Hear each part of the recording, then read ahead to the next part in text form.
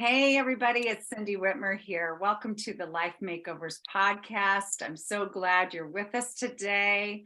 I wanted to create a space where we could have intimate conversations about our journey in life and what's been powerful for us. And to really with the idea that you as listeners will not feel alone in your own lives and that perhaps you can become part of that conversation and grab some nuggets that will mean a lot to you as you keep moving forward in your life. I am a coach, I'm a speaker and an author, and I'm on a mission to help everybody live their lives in the most meaningful, full way, personally and professionally. And I thank you so much for being here today. And today I have with me one of my favorite people on earth. Her name is Tresa Leftenant. And my gosh, Tresa, we've been friends since 2012. Yeah, that would be my recollection. It's been a decade of bliss knowing you. Totally. What do you want us to know about you right off the bat? Well, Cindy, you and I have connected right away when we met at Jack Canfield doing our personal work. And, we were roommates and we call each other roomie from time to time. So, we just have this instant connection. And we also went through this experience that bonded us and in the whole idea of growing ourselves and doing what we felt was appropriate for that. So I am a certified financial planner and I've been in the money business my whole career. But what I really show up as is a woman that is really passionate about empowering women to find out who they are so that they can use their inner power qualities and change their relationship with money and then make higher levels of wealth, because that's how we make a difference in the world. Anyway, so I'm also an author. I've authored one book and another one on the way. I'm definitely a speaker because that's how we get our message out, right? Is to talk to people. So that's why I'm here, share with you. And really, I'm so excited to be a guest on your inaugural podcast. This is so fun for you. Oh, it's so much fun, and you make it all the more fun. So thank you so much. And yeah, I love the work you do. And I've taken advantage of, you as a friend and you as a woman who empowers other women and you as a financial advisor. And I've just watched you evolve as well. It's been super exciting to watch your personal and professional evolution. And I'm dry today, excuse me. It happens. But yeah, I appreciate your skill set and your personality and your passion about life and living and loving. And wow, it's just Thank great. you. And I don't think we can have too many people in the world really lifting women up. No. And isn't it wonderful that there seems to be some progress made in that area? I mean, you just, in all areas of life, business and lifestyle and health and finances, so many women are committing themselves to share what they've learned and pass it on. And, that's what you and I, that's what we do every day. Yeah. And it isn't against men. You and I both deeply love men and both deeply love our men, our male partners that we're in relationship with. And so it works for everybody when women feel good about themselves and really are living their best lives, honestly. I have to tell you that in working with couples where the traditional role is for the man to make the big financial decisions and the woman to make the more daily financial decisions, like where the money goes and all of that. When the woman steps into a powerful place of taking on some of the bigger financial decisions, the man is so relieved. Really? Oh, absolutely. Oh gosh. I mean, just put yourself in their shoes. If you are a man, and of course, I'm not talking about roles can be shifted in any relationship, but if one person takes on the role of making sure the family survives and thrives financially, think about the weight on the shoulders. And when one of the people say, I'm not really interested in that, I can't really get that. I'm really just, I could never understand, that whole disempowering place. Then it really makes the other person just, puts them in a place where they feel like if they fail, it's going to be too big of a failure. Yeah, I never thought about that. Gosh, I love that. Wow.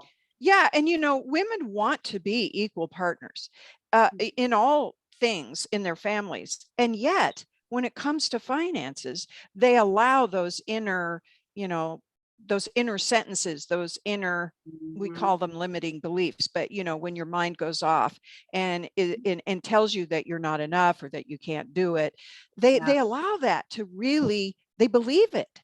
And then it stops them from becoming an equal partner in finances as well as other areas of life. So those insecurities with those limiting beliefs really seep into the financial piece in a couple's life. Absolutely. Absolutely. So, I have a soft spot in my heart for women who are divorced, women who are widowed, mostly because I went through divorces, and Mhm. also so did my mother. And, I Mhm. hadn't really made that connection for a while, Mhm. but I did recently that, I was in my late teens and early 20s when my parents were going through, I mean, they'd been fighting about money for years, but then when my father left my mother, it just became this huge thing. And they spent years fighting it out over the money. And I realized later, that was so painful to me that that set me in motion to make some big mistakes in my life. So anyway, I have a passion for helping women who are feel all alone financially. But that Mhm. being said, women who are a couple and who feel disempowered about money, I can really help them just sort of step into their power, learn what they need to learn, and then really be equal and feel so wonderful about themselves. Mhm. Yeah, and certainly I've experienced you on both ends of that because when I got a divorce and I hired you as my financial advisor, you really helped me feel secure and empowered about my assets, my ability to grow my own wealth as a Right. single person. It was very comforting to be able to step into that power and feel like I knew what I was doing. Like you had my back and you were teaching me things. And now, as I'm approaching a second marriage, you're also helping me to stay in my power. Yes. Because marriage and midlife is second marriage and midlife is a different financial Mhm. situation, generally speaking, than it is when we're 20 years old and have nothing. Right. So and are going to build a lifetime together, so it's just Right. a different scenario, and there's children involved in midlife, and all kinds of other dynamics. And so money is just a huge issue for couples no matter what, isn't it? And for people, Yeah. everybody. Yeah, it totally is. And I think the piece that's important to know is you have to learn how to communicate about it. Mm, Because most of us didn't have good models for talking mm, about money, and we did usually observe dysfunction mm, and definitely emotional pain. yeah. So, I mean, I've met people who didn't, and I I know. know that What are their names? Give me I the list. know. I have not met them. I don't know who those people are. I Wow. know, right? Exactly. And I'm always like, wow, I'm so impressed. And I think it's wonderful that that's not an area of your life that you have struggles with. But for women and men too, who had that poor modeling of decision making around money and the beliefs that they don't deserve it, they can't have it if they can't manage it if they do have it. That's Right. one of the real limiting beliefs. So back to what you were saying around getting remarried in midlife, Mhm. you can start over, you can start afresh, you can learn the communication skills that you need to have in order to make your not to repeat the same Yeah, problems maybe that you had before. sure, sure. Yeah. Oh my. So you talked about your mother a little bit and your parents a Mm. little bit, but when you thought about, when you watched the older generations of women in your life, what did you learn from watching them, do you think, when you were a little girl? Did anything really get absorbed that you recall You know, now? it's funny because so my parents were very involved with their families. And so my dad had about, I don't know, 7 or 8 brothers and sisters. My mom had 3. And there was, I mean, my early life was just watching my aunts and uncles. And to Oh, me, how when I was a little interesting. girl, I mean, they were having so much fun. They were having dinner parties and Mhm. barbecues and always together. And there was playing games and laughing and cooking. Sounds So, good. yeah, it was really, really great. And I did take on a lot of that. I do love a good dinner party. I am a pretty good cook. So I love the messages that I got there. But as they got older, they started, like showing the problems that we all come up Uh, against in life. They got divorces and they had problems with their children. And I remember in my 20s, I was like, what? It isn't all fun and games, you know? Yeah, So not all the good food and the good fellowship and wine or exactly, whatever. Yeah. but I do have to say that they, many of them are gone now, but they really did do their best to stay committed to their families. And Mhm. I have a big draw for that. I just want to be really committed to my children, really connected with them, have deep Mhm. relationship with them. And because of the personal growth, I call it personal development, that I've done with myself, I Mhm. have navigated those same challenges that I watched my aunts and uncles go through. And so Mhm. I do feel like life really gets better the older you get. Oh, And I when did you suppose say I that again? yeah, Because yeah, many I really many believe that. people aren't feeling that. They're Mhm. feeling like I'm too old, it's too late, it's all downhill from here. I hear this all the time. So yes, let's talk about that. How life can truly get better as we go along. Tell me more about what you think about that. Well, what I had to learn to do is to let go of certain aspects of a particular, let's call it a particular age that I am. So, we like to divide our age transitions, our 20s, our 30s, our 40s, Yeah, whatever. right. And so I do think that one of the reasons that people suffer as they get older is that they try to hold on to how they were when they were younger, Mhm. something that they liked about themselves, something that they experienced. And what I've had to do is to let go and just really turn and face what's coming toward me, because we're not supposed to have the same life the entire time we're alive. We're Yeah. supposed to have different experiences, and the challenges are what help us reveal who we are. And boy, when we are committed to finding out who we are, I mean, Cindy, that's what you and I are, that's why our life is so good, is because, yeah, I am in an age where my body just isn't doing what it used to do. I really can't work as long as I used to be able to. Mhm. I have things that I have to face, and I can resist them, I can push them away, or I can welcome them and say, okay, what's this going to teach me about being a human being? And, Mhm. experiencing this incredible gift of being alive. I Mhm. mean, I think if people were to just get up every morning and say, wow, I'm still alive, Yes, it's another because day. it's Yay. another day.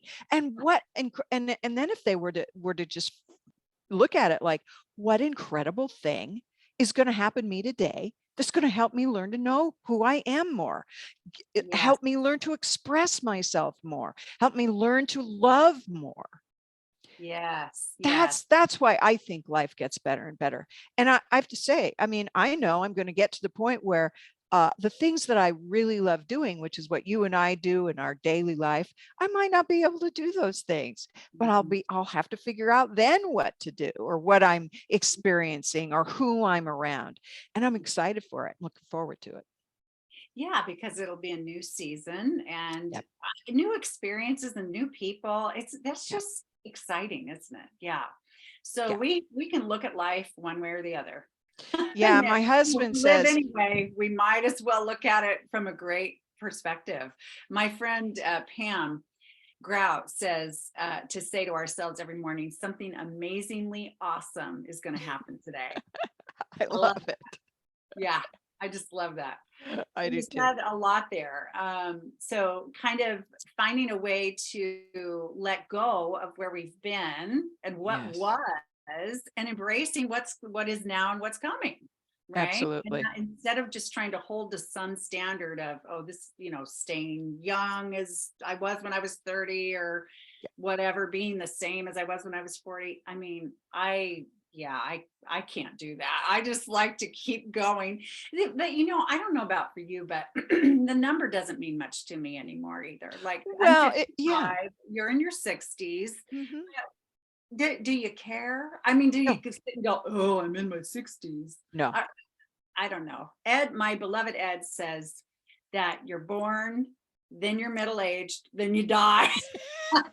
That's his take on aging. So you're middle-aged like till you die. And he's I living a long, long life like I am. So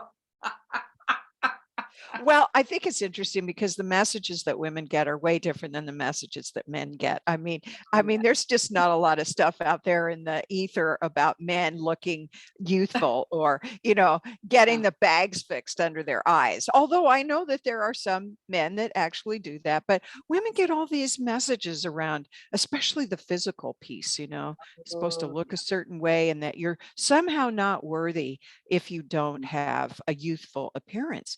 And we used to talk about this when with my girlfriends when I was in my 30s and 40s, and frankly, I think the culture's gotten even a little bit uh, more pressure around that with social media. And I just, I'm never going to have any work done on my face. I'm never going to dye my hair, and it's just because, hey, why would I change this beautiful being that I am? why would What why would you? So what if you have wrinkles? Those you earn, those are the badges of honor of your life. That's right. That's right. Well, my grandma, one of my maternal grandmother died her hair until she was, oh my gosh, I think into her 80s. And then she said, then she stopped suddenly. And of course, then the gray was the last, there showing. And she said, I realized all my friends are gray haired and I was the redhead and she's like, I didn't even feel, like, anyway. So she Yeah. embraced her gray, and I have some gray. I've never dyed my hair yet either, but a few years ago I was saying, my daughter asked me, Mom, when are you gonna start dyeing your hair, because there are streaks of gray in there. I don't know, you can't see them very well, I guess, right now, but on this call. But um if those of you that are watching the video, um she said, when are you going to start? And I said, oh, I think I might just, let my hair turn gray naturally and not ever dye it. And the look, the look on her face, she was like, oh, and she said, no. Wow. But she's 27 and she's been dyeing her hair for, not Right. because of it being gray, but just because she has played with color and so forth. Sure. Sure. But I don't know if I'm going to care. Yeah. Well, generations have different collective beliefs, you know. Yeah. I could call them something else, but we'll just call them collective beliefs. Very, very gracious of you. No, that's great. And she's great. She's fantastic. I mean, she loves her mama and she'll accept whatever I do or don't Yeah. do. Yeah. That was just really, really a cute response. That was so cute. Exactly. I can't remember what it was. Anyway, well, okay. So in your midlife, whatever you define that as, what's been the most difficult thing you've ever experienced yourself that you're willing to share today? Well, I guess the most difficult is, and I think this is what you and I try to help our clients prepare for, and Yeah. those are those unexpected challenges. Mm-hmm. I mean, if we could have a crystal ball and we could see down our path, we could really Yeah. prepare for. We know there's going to be challenges. We know there's going to be roadblocks. We know there's even going to be really challenging events that happen to us, like somebody passing or getting Mhm. ill. Yeah. But it's really been the unexpected events, and I know that I've had periods of my life where I've thought, why in the heck didn't you prepare me for this? Mhm. To my parents, Mhm. and then and I realized that that's foolish. Nobody can prepare you because you Yeah. don't know what it's going to be. So what you have to do is you have to prepare yourself. And Mhm. that so the work that you do on yourself in to learn how to be the word of the time now is resilient. And so Yeah. what Yes. does that mean to be resilient? Well, Mm. it basically means that you know how to nurse yourself through an emotional problem, an emotional Mhm. time. Yes. And so what does that mean for you? Does it mean reaching out to your friends and making sure that you're not alone? Does it mean doing more meditation? Does it mean taking yourself somewhere where you can, pamper yourself? What does it actually mean? Because when you're in a period of time where you're emotionally hurt, it's Mhm. it's hard to think that there's a positive future. And so Yeah. you have to prepare yourself. How am I going to get myself to a place where I believe in a positive future as quickly as possible? Because, we watch people die. I mean, that's kind of like the worst horrendous thing that we worry about is losing someone we love. Yeah. And, losing our own life, we won't know that, we'll be gone. But Yeah. losing someone we love Oh, is like the worst fear. it is. So, Mm. understanding that does happen, and it Oh, could happen to you. yeah. To me, that's part of building this strength to be able to get through. Mm-hmm. Yeah. So what I feel like I'm hearing you say is how we handle the tough times in life is by having a strong foundation all through Yes. our life. When things Yes. are going well, to be building that foundation of personal skills or strong support systems or beliefs that really serve us, and Yes. so on and so forth, and habits that really promote our own self-care and Yes. our confidence and things like that. So when something really, we get a big blow in life, whatever that is, we've got the systems in place, we've got the habits in place, we've got the people in Mhm. place that can really nurture us through those really traumatic times. Yes, and of course, there's a piece of that I think is really important to stress that a lot of people, let's talk about women, end up becoming more spiritual as they age, and whether that's in organized religion or whether that's in some sort of personal process or belief system, I Mhm. do think that believing there's something bigger than you and that there is some sort of purpose for your life can help Mhm. you through those periods of time. But when you're rudderless and you don't really know why you're here or what you're supposed to be doing, Yeah. then those kinds of unfortunate potential events really eh, can knock you down.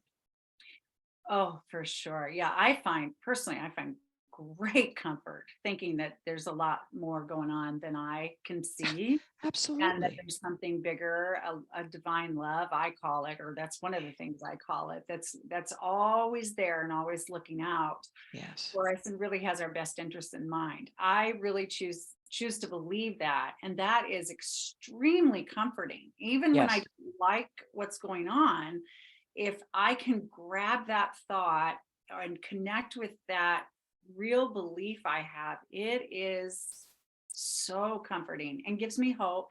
Yes. And also gives me patience to sort of ride out this, whatever the circumstances, whatever's flowing, and go, okay, I will be off this roller coaster Yeah. eventually. Yes. And I just read something in Mike Dooley's book the other day, his book, Infinite Possibilities. And it's a line that just I love. He said, if you are looking at any circumstance as an isolated event, you are taking it out of context. I love that. I know. Is that not juicy? Oh, that's juicy to me. That is so that makes you really ponder, doesn't it? Which is what a Yeah, good quote is designed to do. So yeah. what I would add to that is that if you have a belief in a higher power, you are connected to that higher power. I believe that there's a piece of God in all of us, and that Mhm. piece you can open up your channel to that, and that Mhm. channel can then give you messages and urgings and Mhm. warnings. And so that really is why I believe and I experience my life is getting better and better, because my connection is getting better and better.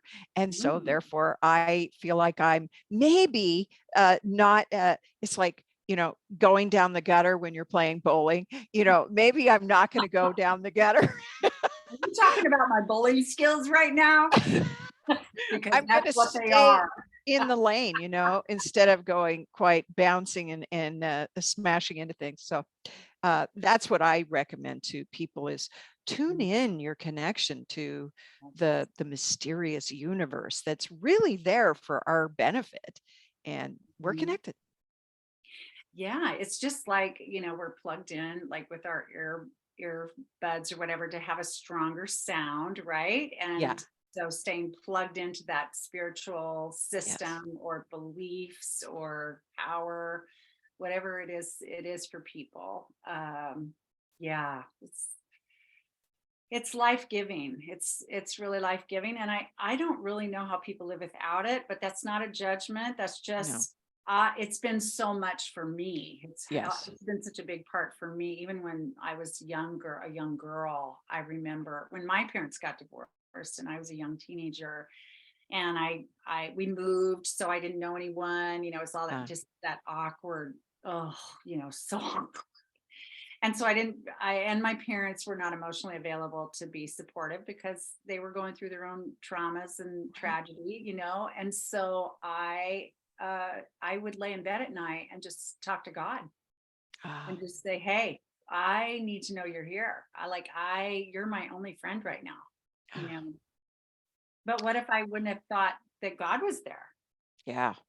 Ooh, so Well, it's that was interesting very because sustaining for me when I didn't yeah. see other, I couldn't access other support or I didn't see it at the time anyway. Well, I just have to say that I was raised going to a church, and I did not have a connection to God when I was growing up. And Mm, my parents, similar to yours, they, my parents didn't realize about psychology. They didn't understand oh, about emotional development. And no, and we so, weren't raised with that either. Our no, no, parents, no. no, they didn't have this language at all. Right. So they did not realize that a lack of attention or a lack of nurturing was going to have long-term impacts on me. And just like so many of you listening, your parents did not understand No, they didn't connect the dots. But no. so I guess that I would say that when I finally realized that I had a connection to God and began to blossom that, oh, Mhm. my life got so much better. And then I realized that I'm okay. I'm okay by myself. You know that I live by myself quite a bit because my husband and I have a bi-coastal lifestyle, and Mhm. so we're separated in body, but we're not separated in relationship. But the Yeah. point is that I've learned how to be really happy living Mhm. alone and spending a great deal of time on my own, because I'm not alone, because I have that connection. Beautiful. Wow, that's been an awesome growth opportunity for you, hasn't it? It certainly has. Certainly And has. how's he doing with it? Oh, well, I think my husband misses me, but he Sure. just doesn't have the same background experiences. We have similar belief systems, but I would say he doesn't suffer a bit. He doesn't suffer One without, little not bit. even one little bit. Well, a little bit maybe, but certainly not like I do or did, when I was getting used to this new way of living. But anyway, that's okay. I certainly don't want him to suffer. I want him to be happy and enjoy what he's doing. And, we know that we got together, like you and Ed, we got together when we were in our mid 40s. And so we already had separate lives, and we have continued to support each other's separate life while we're together. And I do think that's how relationships work. Well, it's really healthy, isn't it, for any pair, any couple to have, the one person has their things, the other person has their things, and then they have mutual things they share. Absolutely. Balance. Yes. And gosh, there was something else you said in there. Oh, I was thinking about when you were talking about how you've learned how to be happy, even when you're living on your own and so forth, and a married person with a spouse on the other coast or whatever for stretches of time, that there's an epidemic of loneliness in our country. Oh, it really And is. I would really love to talk about that for a second with you, whatever you have to say about it or think about it, because I hear the loneliness that women are experiencing Right. in midlife, and even with access to more communication options, actually we're Hmm. less connected. And what Hmm. is that? Why is that happening, do you think? Do you have any thoughts on that? Yeah, I do. So I think, the idea of being lonely has a basis of I deserve to be with people, or I need people. Okay. I can't be happy without other people. So Mhm. I do think that feeling of loneliness is actually a signal that Mhm. there's some work to be done in terms of your own loving of yourself. Ah, yeah. If I love how you said that. Yeah. Go you ahead. and I, when we got together, we learned this really great exercise called the mirror exercise. And Yeah. it was incredibly hard to do at first, which was to look into the mirror and acknowledge yourself for all the great things you did during the day. And Yeah. at the end of it, you know, look in the mirror and say, I love you. Now, a lot of coaches assign that mirror exercise. But let me just say that when you're feeling lonely, if you would just go look in the mirror and just tell yourself, wow, today I managed to skip the piece of chocolate cake. Whoa. And, all the great things that you did. And then look at yourself adoringly and say, I love you. I love you. You cannot feel lonely if you are loving yourself. Yeah. So loneliness is within.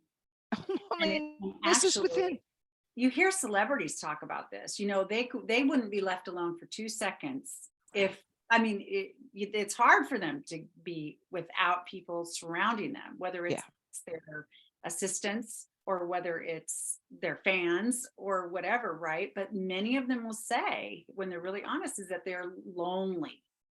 And then when people who love them, fans hear celebrities say they're lonely, we think, oh well, let us call them up, we'll take them. But that's not what they're talking about. They're not talking about a lack of access of people. There's something greater going on within. And so that's what's happening with all of us, right, that are feeling lonely. I'm not feeling lonely, but all of us in the world feeling lonely, is that we're detached from ourselves somehow. Yes. I Yes. remember feeling that when my children were little, Hmm. and my world was so consumed with the basic tasks to keep them alive and thriving. Right. I just went from one to the other, to the other, to the other, to the other. Feed this one, clothe that one, bathe that one, hug that one, hold that one, whatever. Yeah. Yeah. And at the end of the day, I would think, oh my gosh, I did nothing, but I'm exhausted. And who am I? Like, where is Cindy in this Hmm. picture? I mean, it was Hmm. Cindy mom, of course, but there was a loneliness about it. And it was because I wasn't doing any of the other things I was passionate about. I was passionate about being a good mom, of course, and raising these little souls that I brought into the world or helped bring into the world. But I was detached from even little hobbies I enjoyed, like reading, you know, let alone, self care, fun things I would do, let alone. And so when we're detached from those unique parts of ourselves, that's loneliness. Absolutely. Absolutely. And there is a cultural message, a string of messages that are telling women from a very young age that they are on the planet to give to other people. Now, we naturally have that nurturing desire, Sure. right? Yeah, I mean, sure. And it's beautiful, right? and It's it's beautiful. beautiful. But we never get the message that we should turn that on ourselves, that we should nurture ourselves, that we should take care of ourselves. Right. Now, I do think that could be changing with, millennials.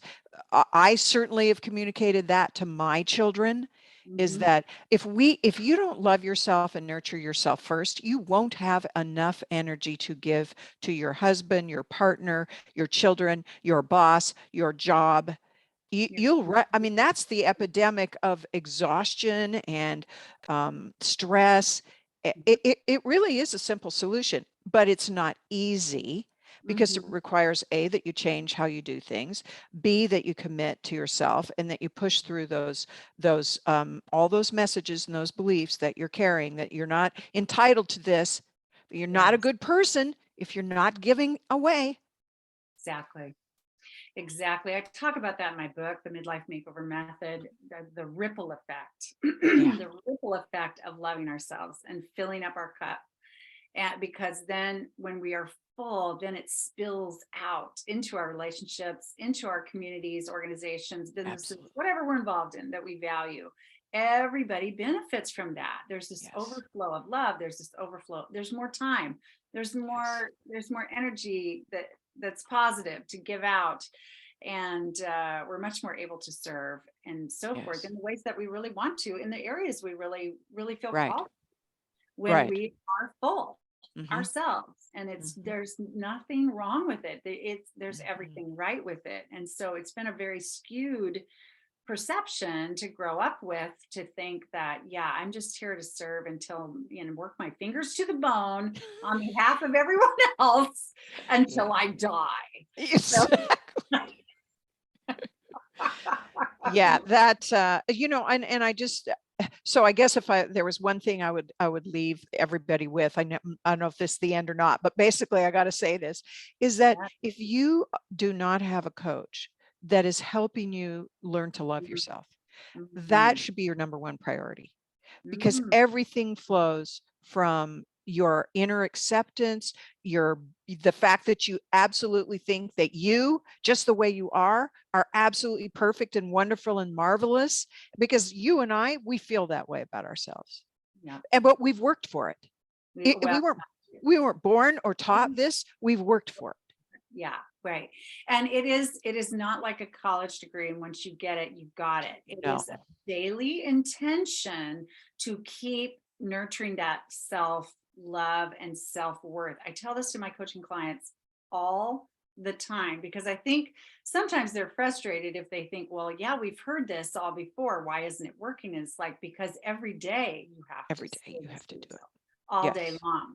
Yes. Sometimes, to really get it, because we've had many years, decades even now, right, where the message has been different within.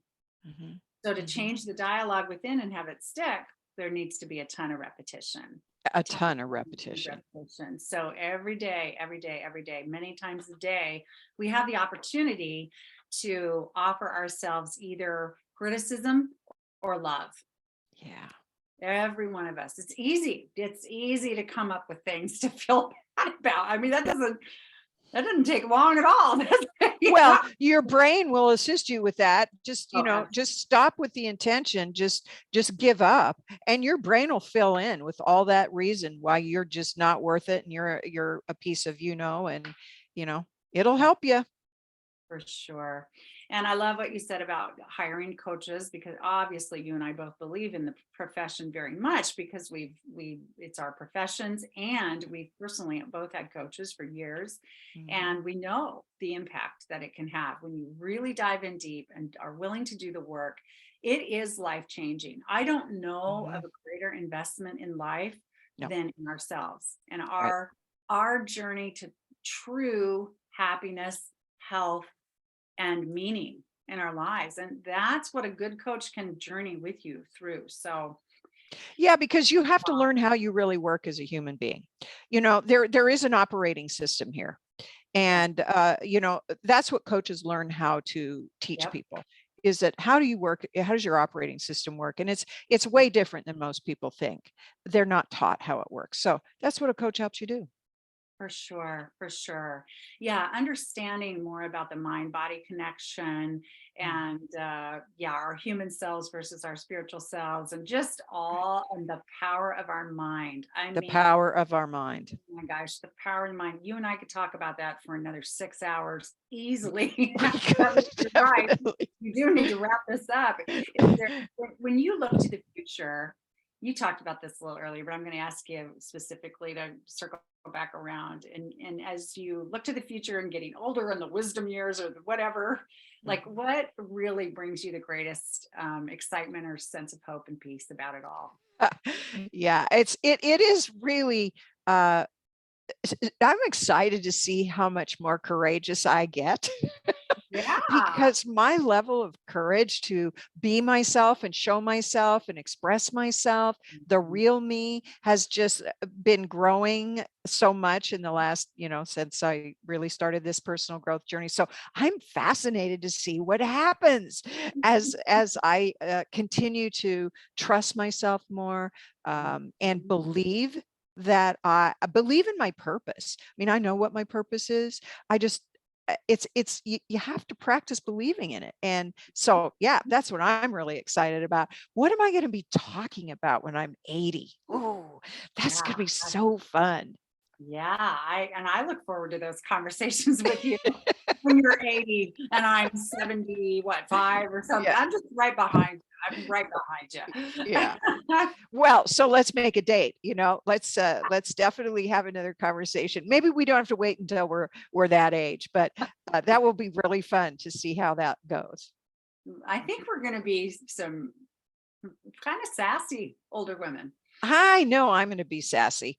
I've always had this dream of walking around in these big, huge, colorful, long dresses, just draped all over me and stuff. And I have several in my closet. So I look forward to the day that I actually show up on a podcast with this really beautiful, colorful, drapey dress. Well, and you got them in your closet. Well, you could have worn one I today. know I'm almost there. I'm almost there. You got the wardrobe lined up already. I Wow, do. I you do. are prepared. Talk about being prepared. Well, I have to fill up my time, so I won't be lonely. So I can walk around in these Why not colorful shop, dresses. right? Exactly. Aren't you the money coach? Wait a second. Yeah, Anyway, yeah. oh, that's great. Was Uh, there anything else you'd like to share, or do you want to share contact information at all with people in case Sure. they're interested in? So what you and I both know is that in order to have this really great, happy life where you can't wait to get older is to have these habits every single day. So what I teach is 7 essential habits for financial well-being. The reason I call it well-being is because we all want it differently, right? We all want our financial life to look a certain way because we have a vision for the future. So I teach these 7 essential habits. And so my website, reinventingher.com, has a lot of information about that. And I just recently started a new free virtual women's circle. It's on the last Wednesday of the month, and it's called the Money Stress Solution Salon. And I teach an exercise every month. So you get a real experience about what that habit would look like. So if you're interested, anybody, go to reinventingher.com. Reinventingher.com. Reinventing Her is also the name of Tresa's book, which I love, and the Money Stress Solution Salon. Yes. What a creative, wonderful name. It's perfect. Thank you. I love it. Well, I can't thank you enough. You're just a bright light in my life. And I feel like you offered so much wisdom to our listeners here. So I thank you so much for that and your precious time that you gave to us today. You're just the best. You are the best, and I love you so much. And I want to say, anybody who hasn't read Cindy's book, you need to read it. It is one of those absolutely inner inner message that came through that book, and it is incredibly good. Such great advice, so revealing about your journey. So Well, I loved your book, honey. I love your book too, and I think it's in the other room on a, do you have one of yours handy to hold up or I no? do. Well, Should I it's go too get far one? away. It's okay. Well, Hold reinventing. on, let me get it. Yeah, get it. It's not too far away. That's just right there. I should have had it handy. Look at there, reinventing her. I love the woman, the hat, it's really intriguing. Cindy, you and I remember before we, when we were very first getting to know each other, we had no idea we were going to write books. Yeah. And that the process of learning about ourselves and growing created Yeah, these it expressions of wisdom and experience. So I think did. it's just amazing. And I congratulate you and I congratulate myself Yes. for this accomplishment. Yes, these are true expressions of Yes. our own evolution and Yes. and our professional wisdom and Mhm. training and Mhm. how we believe that we've been put in the world to serve other women for sure. Yes. Yes. Yeah. Absolutely. So Way to that's go, girlfriend. Rumi. way to go for you. And just again, thank you so much. And thank you all who've been with us today.